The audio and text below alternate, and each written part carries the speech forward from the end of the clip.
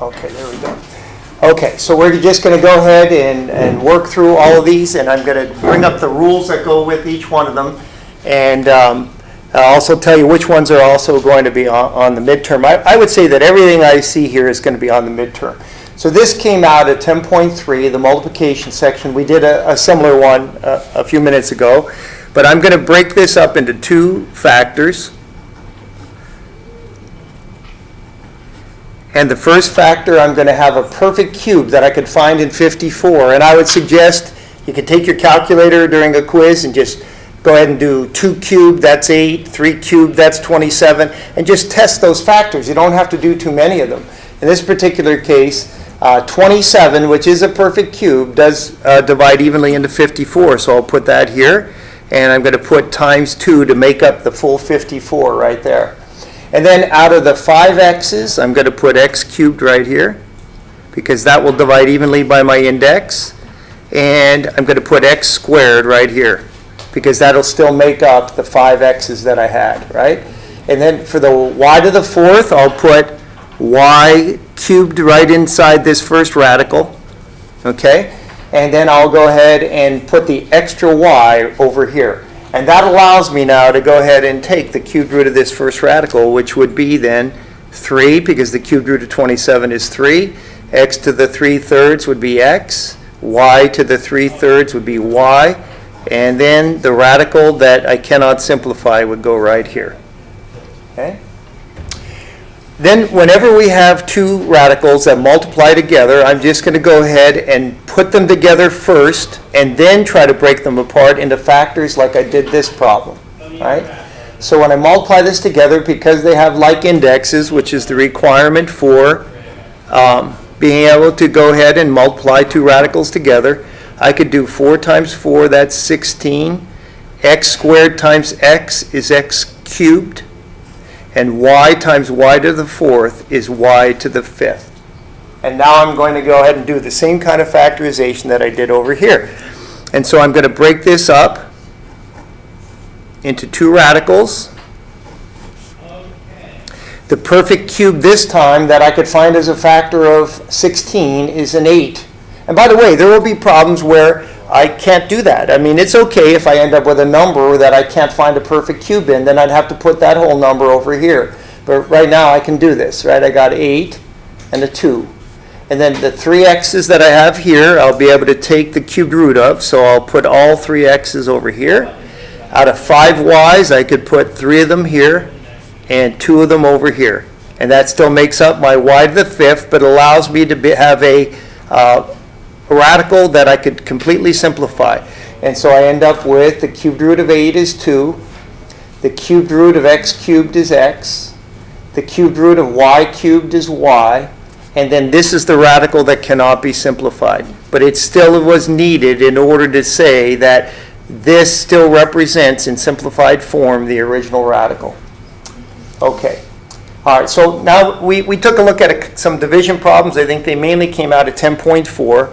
And we had some problems where we had to rationalize the denominator. This would be an example of it.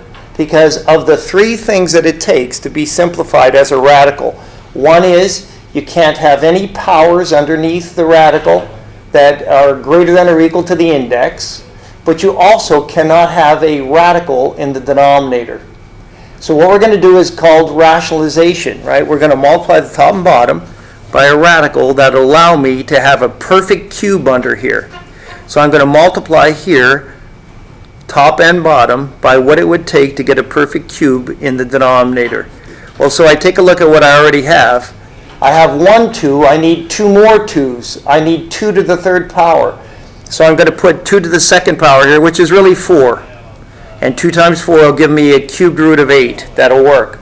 And then I need 1 more x because I have x squared, and I need another x to get x to the 3rd power, right? And I'll do the same thing on the top and bottom, because if I'm multiplying a fraction by a form of 1, I have to have the same radical on the top and bottom. And now I get on the top, 14 cubed roots of 4x over what I now have. I created this perfect cube under here, right? And so I have here the cubed root of 8x cubed. And now I finish this off by just, and by the way, sometimes you'll be able to simplify the radical in the top and bottom. But in this case, the top did not simplify any further, and it is okay to have a simplified radical in the numerator. But you're not allowed to have any kind of radical in the denominator to claim that you have a simplified radical expression. So I'm going to go ahead and take that cubed root, and it'll be 2x. And look, I got another opportunity to simplify here. It has nothing to do with radicals. It has to do with rational expressions with fractions. I'm able to cancel a 2 out of the top and the bottom.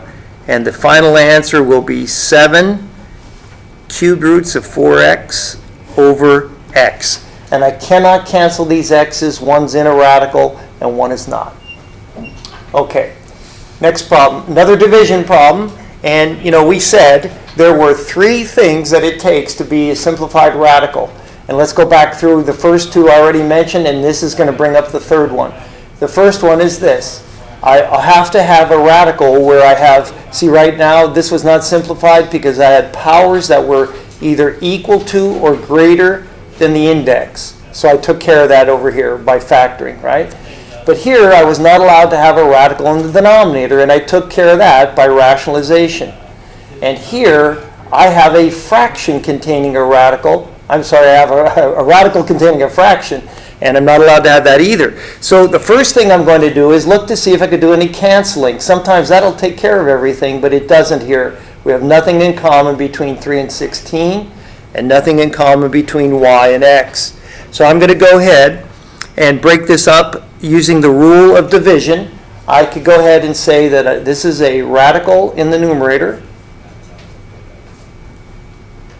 over a radical in the denominator. Now I'll tell you what, you don't want to rush to doing rationalization too fast, because in this problem, I don't really need to multiply the top and bottom by anything to get a nice perfect fourth power. It already is 1. 16 is 2 to the 4th, and x to the 20th will go ahead and be able to be completely taken out, because I could take the 4th root of x to the 20th is x to the 20 over 4. And so let me see what I get here. Well, the top, I have a little bit of an opportunity. That's y to the 5th, so I'll factor that into the 4th root of y to the 4th times the 4th root of what remains, which is 3y. And on the bottom, I think I'll just take the opportunity right now to take the 4th root of all of this, right? 4th root of 16, that's 2. The 4th root of x to the 20 is x to the 20 over 4 is x to the 5th. And now I could take this as well. The 4th root of y to the 4th is y. And I get y times the 4th root of 3y all over 2x to the 5th. And that would be the simplified form of that original radical.